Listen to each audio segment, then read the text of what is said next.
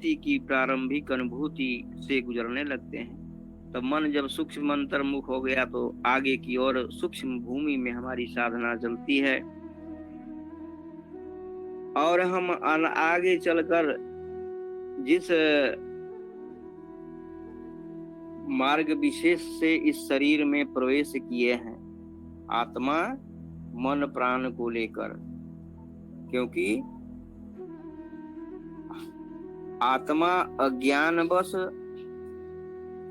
परमात्मा के आधार से पतित होकर संसार के भोग की इच्छा से आया है, तो संसार को भोगेगा कैसे? आत्मा चेतन है, संसार जड़ है।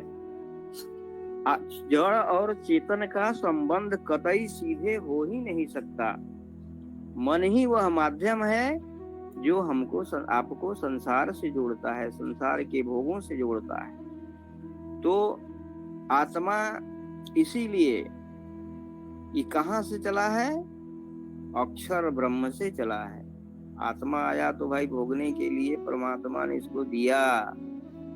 आत्म प्राण अपान से चलत दे हुए पाल, अक्षर दो निज शक्ति से दिव पृथ्वी संचाल। यही अक्षर ब्रह्म की दी हुई दो शक्ति है। हम जा रहे हैं, ले आते हैं, जा आ रहे हैं। यही दो अद्भुत शक्ति है अक्षर ब्रह्म से जो हमें प्राप्त है आत्मा को। और इसको जो चीज हमको जहां मिला है उसको वहीं पहुंचाने के बाद ही हमारी भक्ति प्रारंभ होगी, कर्म का प्रवाह रुकेगा, जन्म मरण आवागमन का चक्र रुकेगा। आज कहाँ कौन ऐसा साधना बताने वाला है? कोई युक्ति नहीं है। तो विहंगम योग की, इसीलिए मन और प्राण को अंतर्मुख करके जिस सुषुमन घाट में यह उतरा है, साहब की वाणी है कि आया एक ही देश से, उतरा एक ही घाट, बीच में दुविधा हो गए 12 बाट। शरीर की रचना और प्रक्रिया को बहुत समझना जरूरी है, समय कम है, तो इसलिए अब हम कहेंगे कि हम लोग संत प्रवर प्रायः कहते हैं कि परमात्मा का रहस्य इसी शरीर में छिपा हुआ है। उसको अनावृत करने का, अनुभव में प्राप्त करने का विज्ञान ही विहंगम योग है। तो हम सब मन को, प्राण को साधना में बैठ के एकाग्र करें तो हमारा शारीरिक रोग, मानसिक रोग सब की निवृत्ति होगी, सब शांत होगा। मन जब एकाग्र हो गया, निर्विषय शांत हो गया, तो हमारी सारी बीमारी दूर, शरीर से हम स्वस्थ, मानसिक, बौद्धिक, आत्मिक रूप से हम बलवान होने लगते हैं। विहंगम योग की साधना प्रथम भूमि से अनेकों लाभ है। और क्रमशः हमारी यात्रा जब आगे बढ़ती है तब हम सदगुरु के विशेष कृपा पात्र। जरूरी है सेवा, सत्संग, साधना, ये जो 3 सार है, प्रतिदिन हम कितना करते हैं, कितना समय देते हैं। एकमात्र हमारे जीवन का जब उद्देश्य बन जाएगा, सेवा, सदगुरु, हरि भजन, अरु सत्संग विचार, यह संयमनित कीजिए 3 सार संसार। तब सेवा क्या है, सत्संग क्या है और इसके बाद साधना क्या है, तभी हम लोग चर्चा करेंगे। सेवा सबसे, भक्ति के क्षेत्र में सदगुरु के दरबार में सबसे प्रथम स्थान सेवा का है। क्यों? सेवा सदगुरु के लिए नहीं है। सदगुरु को क्या चाहिए? वो तो साक्षात परमात्मा है।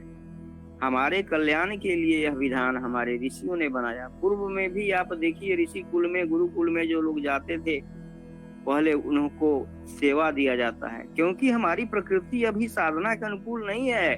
हम सत्संग के अधिकारी भी नहीं है ना, हम सत्संग में सब सिद्धांत को समझ पाएंगे। बहुत गहन चीज है। तब पहले सेवा में लगाया जाता था, हमारी वर्षों सेवा करते थे, हमारी प्रकृति अनुकूल होती थी। अब प्रकृति क्या है, प्रकृति कैसे बनती है, और ये संसार और हमारा शरीर दोनों प्रकृति से कैसे बना है, कैसे यह क्रिया करता है, कैसे इसमें परिवर्तन होता है, यह सब सत्संग का मूल विषय है। कभी हम लोग चर्चा करेंगे।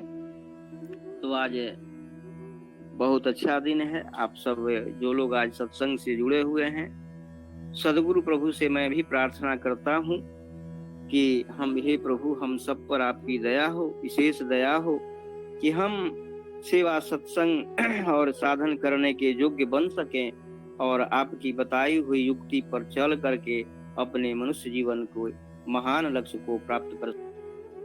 अध्यात्म पथिक, अध्यात्म के पथ पर चलने वाले जितने भी महान आत्माएं हैं, सचमुच में महान आत्माएं,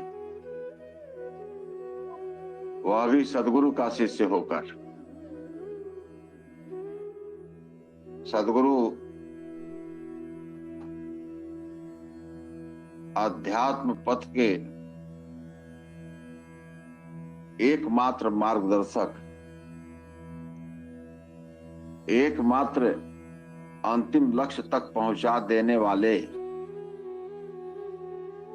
उस सत्ता को जान लेना, पहचान लेना, उनके श्री चरणों में अपने को समर्पित कर देना,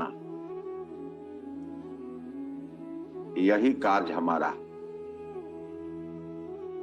लेकिन इसको सीखने के लिए, जानने के लिए हमें सत्संग की बड़ी आवश्यकता है। सत्संग के द्वारा हमें बड़ी आसानी होती है इस मार्ग पर चलने में, क्योंकि सत्संग ही है जो हमें झकझोरता है, जगाता है, हमें सिंचित करता है, हमें सतर्क करता है। अन्यथा इस त्रैगुणों के संसार में जीव अनंत काल से भटक रहा है, अपार कष्ट पा रहा है, आवागमन में पड़ा हुआ है। छत्तीसगढ़ के जितने भी गुरु भाई गुरु बहन सब हैं, वह क्षेत्र ही स्वामी जी का बड़ा प्रिय क्षेत्र है, क्योंकि वहां बड़ा ही लोग निर्मल, निश्चल, निष्कपट भाव के लोग हैं। मुझे जाने का सौभाग्य प्राप्त हुआ था एक बार छत्तीसगढ़ में। छत्तीसगढ़ की धरती पर, स्थान तो याद नहीं है, लेकिन बड़ी ऊंची पहाड़ी पर लोग वहां पहुंचे थे अतिथि के रूप में। हमें सम्मानित किया गया था। आज भी वह स्मृति चिन्ह हमारे पास है।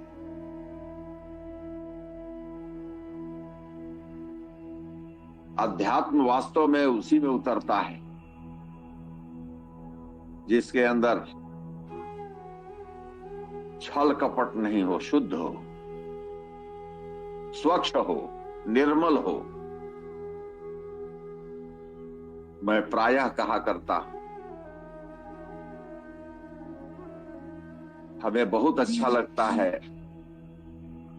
शुद्ध हृदय, निश्चल निष्कपट पात्रता जिसके अंदर हो, अध्यात्म का वह अधिकारी हो जाता है। उसके अंदर उतरता है ज्ञान, उतरता है सदगुरु का ज्ञान, उसी में वास्तव में उतरता है। और यह करने के लिए स्वामी जी ने सेवा बताया। ये सब दोष दुर्गुण दूर होने के लिए, दूर करने के लिए,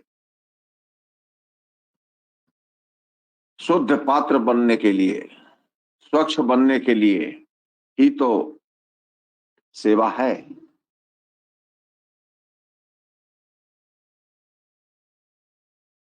बंधु, आप तो ऐसे ही